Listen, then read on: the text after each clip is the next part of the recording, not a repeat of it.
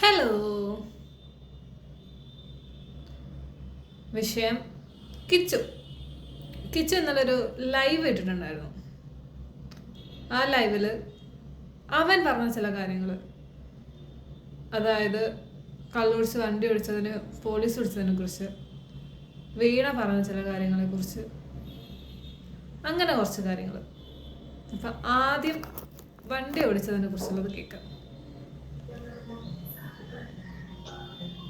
എല്ലാരും വണ്ടി ഓടിച്ചെന്നൊക്കെ കേട്ടു.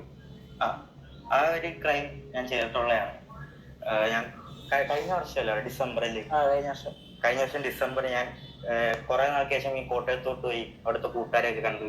അപ്പൊ ഞങ്ങള് ഫുഡ് കഴിയാൻ ഷാപ്പിൽ പോയി. അപ്പൊ അവിടുന്ന് ഞാൻ കള്ളു കുടിച്ചു. കള്ളെന്ന് പറഞ്ഞാൽ മറ്റേ കള്ളു,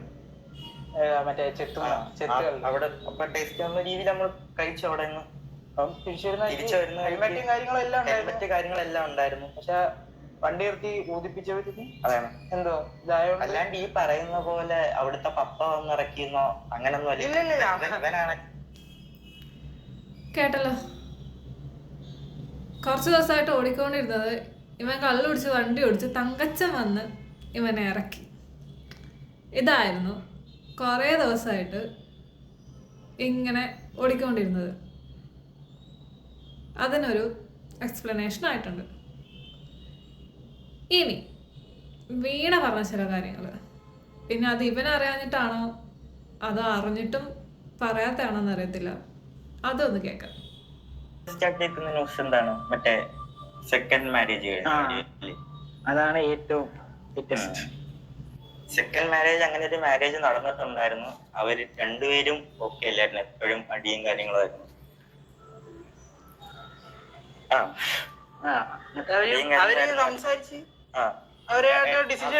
രണ്ടുപേരും അങ്ങോട്ടും ഇങ്ങോട്ടും സംസാരിച്ചു. അങ്ങനെ മാറിപ്പോയതാണ്. അവരായിട്ട് ഡിസിഷൻ എടുത്ത് മാറിയതാ.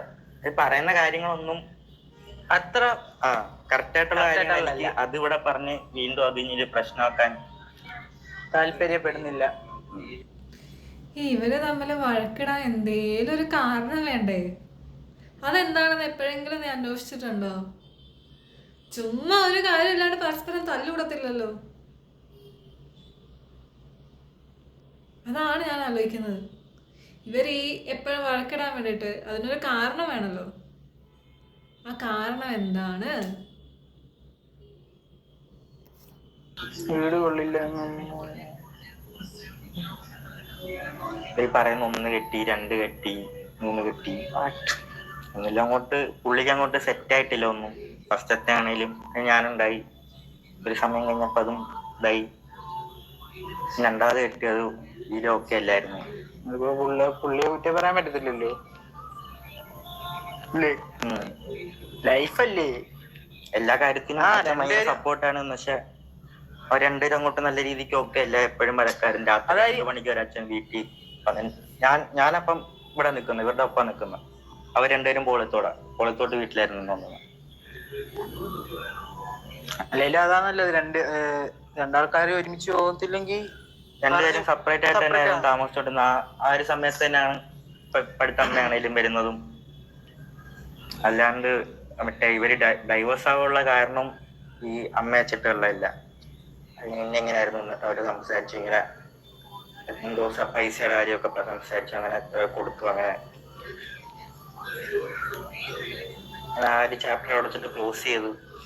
ഭയങ്കര സീനായിരുന്നു. രേണുവിന്റെ സ്റ്റോറിക്ക് അതാണ് ഞാൻ ഇപ്പൊ പറഞ്ഞുകൊണ്ടിരുന്നത്.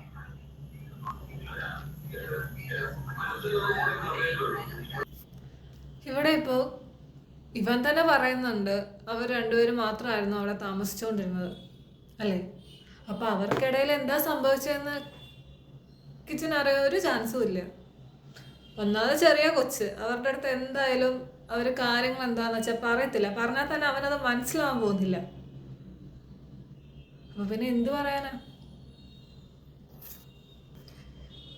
പിന്നെ ഈ പൈസ വാങ്ങി ആൾക്കാരെ പറ്റിച്ചു എന്ന ചോദ്യത്തിനുള്ള ഉത്തരം അതാദ്യം കേൾക്കാം, എന്നിട്ട് മറുപടി പറയാം.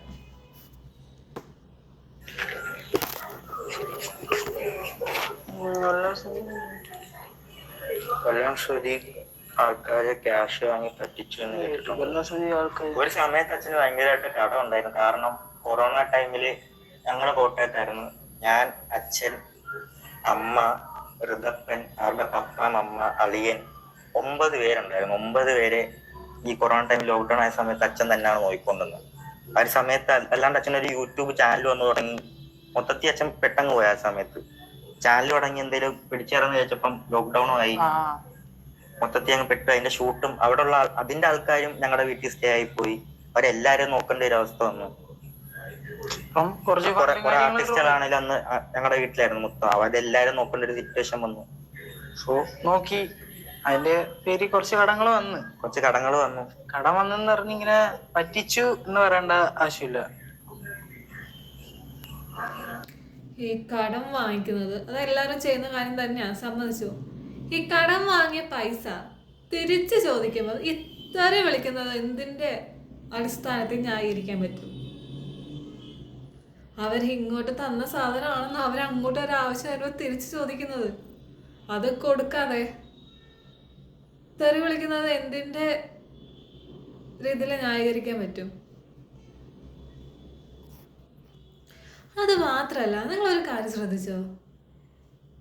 ഈ ഒരു സംഭവം നടന്നു തുടങ്ങിയപ്പോൾ ഓരോ ദിവസം ഓരോ ആൾക്കാരായിട്ട് ഇങ്ങനെ മുളച്ചു വന്നോണ്ടിരിക്കുക. രേണുസുതി വൈഫ്, അത് കഴിഞ്ഞ് വീണ, അത് കഴിഞ്ഞ് ഞാൻ കിച്ചുവിൻ്റെ അമ്മയാണെന്ന് പറഞ്ഞ വേറൊരു സ്ത്രീ. അവരെങ്ങോട്ട് പോയോ എന്തോ ഒരു വിവരവും ഇല്ല, വന്ന വഴിക്ക് അങ്ങോട്ട് പോയതാ. ഇനി ആരെങ്കിലും ഇപ്പൊ കുറച്ച് നേരത്തെ ഈ വീണ